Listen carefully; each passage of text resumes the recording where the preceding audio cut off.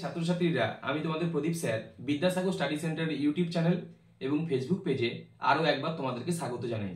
আজকে আমি তোমাদের জন্য উপস্থিত হয়েছি যে সমস্ত ছাত্রছাত্রীরা 2025 সালে উচ্চ মাধ্যমিক দেবে তাদের জন্য যে এবিটিএ টেস্ট পেপারটি বেরিয়েছে সেই টেস্ট পেপারের ভূগোলের পরবর্তী পেজগুলো তোমাদেরকে সমাধান করে দেবো বলে।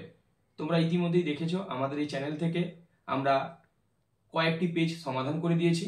আমি বাকি পেজগুলো সমাধান করে দেবো বলে আজকে তোমাদের কাছে আমি উপস্থিত হয়েছি। তাই তোমরা ভিডিওটি দেখতে থাকো এবং এই ভিডিওটিকে তোমাদের বন্ধু বান্ধবীদের সঙ্গে শেয়ার করো যাতে তারাও এই পেজগুলো কমপ্লিট করতে পারে, তার জন্য সহযোগিতার হাত বাড়িয়ে দিও। আজকে আমরা যে পেজটি কমপ্লিট করব সেটি হলো এসি 269। এর একের দাগে ছিল প্রতিটি প্রশ্নের বিকল্প উত্তরগুলির মধ্য থেকে সঠিক উত্তরটি বেছে প্রদত্ত মূল উত্তরপত্র লেখো। তার প্রথম প্রশ্ন ছিল যে পাললিক শিলাটি অপ্রবেশ্য তা হলো কাদা পাথর। দ্বিতীয়ত ছিল যে গর্তের মাধ্যমে কাস্ট গুহা ভূপৃষ্ঠে উন্মুক্ত হয় তা হলো সোয়ালো হোল।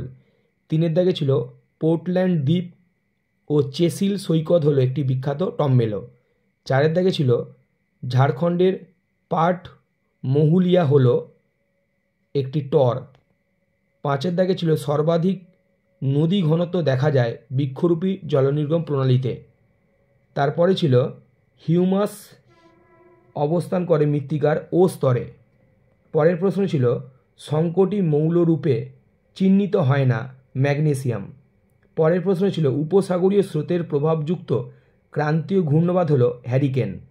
নয়ের দাগে ছিল ওজোন স্তর সংরক্ষণ দিবস পালিত হয় 16ই সেপ্টেম্বর। 10এর দাগে ছিল বজ্রপাতের দেশ বলা হয় ভেনেজুয়েলাকে, কিন্তু হিসাব মতো বজ্রপাতের দেশ হলো ভুটান, কিন্তু যেহেতু তোমাদের সিলেবাসে ভেনেজুয়েলা আছে তাই তোমরা লিখবে বজ্রপাতের দেশ বলা হয় ভেনেজুয়েলাকে। পরের কোশ্চেনটি ছিল বৃহৎ ভৌগোলিক অঞ্চলের প্রজাতিগত বিভিন্নতাকে বলে গামা বৈচিত্র্য। 12 দাগে ছিল চেরনোবিল দুর্ঘটনা হলো শিল্পগত বিপর্যয়। 13 দাগে ছিল উদ্যান কৃষিতে শাকসবজির চাষকে বলে ওলেরিকালচার, আর ফুলের চাষ হলে ফ্লোরিকালচার হতো, আর ফলের চাষ হলে তখন হতো পোমাম কালচার। যেহেতু এখানে শাকসবজির চাষ বলেছে তাই তোমরা করবে ওলেরিকালচার। এরপরে দেখো শস্য প্রবণতার মাত্রা বেশি থাকে নিবিড় কৃষিতে। 15 দাগের প্রশ্নটি ছিল পূর্ব ভারত থেকে পশ্চিম ভারতে স্থানান্তরিত হয়েছে বস্ত্র বয়ন শিল্প। 16 দাগের প্রশ্নটি ছিল কোডেক্স সেল যুক্ত রয়েছে খাদ্য প্রক্রিয়াকরণ ক্ষেত্রে। তারপরের প্রশ্ন ছিল ওপেকের প্রধান কার্যালয় রয়েছে ভিয়েনাতে। তারপরের প্রশ্ন ছিল ইয়োলো লাইন নামে পরিচিত দিল্লির পাতাল রেল। 19 দাগের কোশ্চেনটি ছিল ডেমোগ্রাফিক ট্র্যাপ দেখা যায় জনবিবর্তন মডেলের তৃতীয় পর্যায়ে। 20 দাগের প্রশ্নটি ছিল নদীর তীর বরাবর গড়ে ওঠা জনবসতির নকশা হলো রৈখিক। এবং এই পেজের শেষ এমসিকিউটি ছিল ছত্তিশগড়ের প্রধান নদী হলো মহানদী। এরপর আমরা চলে যাব 2 দাগে। 2 দাগের প্রথমে ছিল ক্ষয়সীমা কাকে বলে। এর উত্তর হবে ভূপৃষ্ঠের যে তল পর্যন্ত ক্ষয়কাজ কার্যকর হয় তাকে ক্ষয়সীমা বলে। যেমন তোমরা লিখতে পারো স্বাভাবিক ক্ষয়চক্রের শেষ সীমা সমুদ্রপৃষ্ঠ, আর মরু ক্ষয়চক্রের শেষ সীমা প্লায়া হ্রদ। এরপরে দেখো অথবাতে ছিল মিটিওরিক জল কী। এর উত্তরটি লিখবে বৃষ্টির জল ও তুষার গলা জলে ভৌম জল পরিপূর্ণ হলে তখন তাকে মিটিওরিক জল বলে। এরপর দেখো 2 দাগে ছিল সম্মুখ তটভূমি ও পশ্চাৎ তটভূমির মধ্যে পার্থক্য লেখো বা পার্থক্য কী। আমি দুটো পার্থক্য লিখেছি দেখো। 1 দাগে দিয়েছি সম্মুখ তটভূমি তটভূমির সামনের দিকের অংশ, আর পশ্চাৎ তটভূমি তটভূমির পেছনের দিকের অংশ। আর 2 দাগে দিয়েছি দেখো সম্মুখ তটভূমির বিস্তার বেশি, পশ্চাৎ তটভূমির বিস্তার কম। তোমরা যে কোনো একটা দিতে পারো। এর অথবাতে ছিল দেখো যৌগিক উপকূলে একটি নিদর্শন উল্লেখ করো, মানে যৌগিক উপকূলের উদাহরণ চেয়েছে।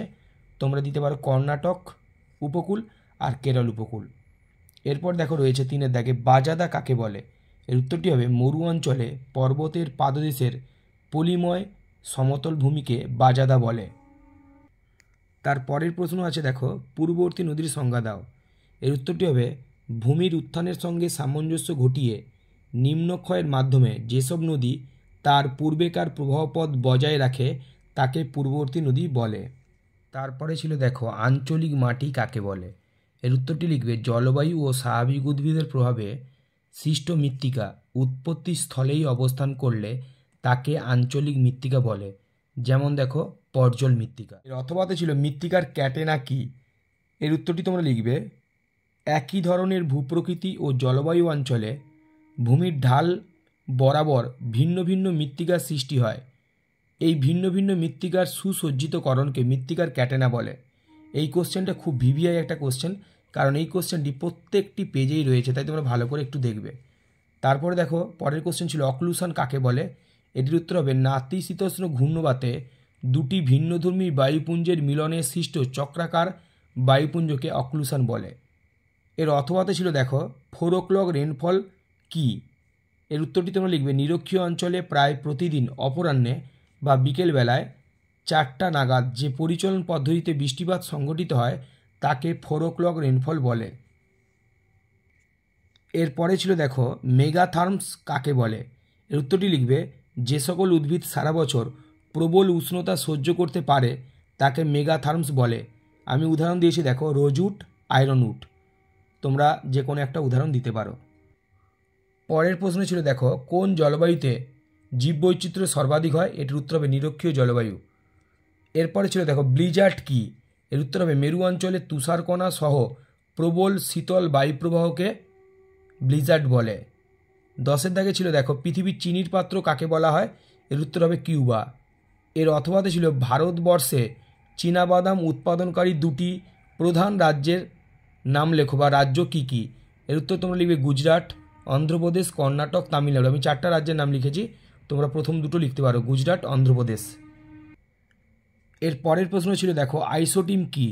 এর উত্তরটি হবে ওয়েবারের মতে কাঁচামালের পরিবহন ব্যয় ও উৎপাদিত দ্রব্যের পরিবহন ব্যয়কে পৃথকভাবে বোঝানোর জন্য যে কাল্পনিক রেখার প্রবর্তন করেন তাকে আইসোটিম বলে। এর অথবাতে ছিল ভারতের বৃহত্তম কাগজ কল কোথায় অবস্থিত? এর উত্তরটি হবে মহারাষ্ট্রের বল্লারপুরে। তার পরের প্রশ্নটি ছিল দেখো তোমরা ই কমার্স কি? এর উত্তরটি লিখবে যে পদ্ধতিতে ইন্টারনেটের সাহায্যে কোনো ইলেকট্রনিক্স মাধ্যম ব্যবহার করে বাড়িতে বা অফিসে বসেই অনলাইনে পণ্য কেনাবেচা বা আদান প্রদান করা হয় তাকে ই কমার্স বলে। এর পরের প্রশ্ন ছিল দেখো মেগালোপলিস শব্দটি কে ব্যবহার করেন? এর উত্তর হবে গটম্যান। এর অথবাতে ছিল দেখো সিবিডি কাকে বলে?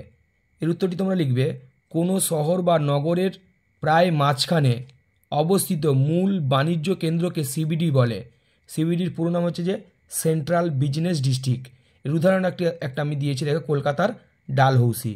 এবং এই পেজের শেষ এসএকিউ যেটা ছিল সেটি হলো ডিভিসির পুরো নাম কি? এর উত্তর হবে দামোদর ভ্যালি কর্পোরেশন। অসংখ্য ধন্যবাদ জানাই। তোমরা যদি আমাদের চ্যানেল নতুন হয়ে থাকো এবং আমাদের চ্যানেলটি তোমাদের যদি ভালো লেগে থাকে তাহলে চ্যানেলটিকে সাবস্ক্রাইব করবে এবং বেল অপশনটি ক্লিক করবে যাতে আমরা কোনো নতুন ভিডিও দিলে তোমরা তার নোটিফিকেশন পেতে পারো। এবং আমাদের কাছে অনুরোধ তোমরা তোমাদের বন্ধু বান্ধবের সঙ্গে এই চ্যানেলটিকে শেয়ার করো যাতে তারাও এই ভিডিওগুলো দেখতে পায়, আমাদের চ্যানেলটিকে সাবস্ক্রাইব করতে পারে, তার জন্য সহযোগিতার হাত বাড়িয়ে দিও।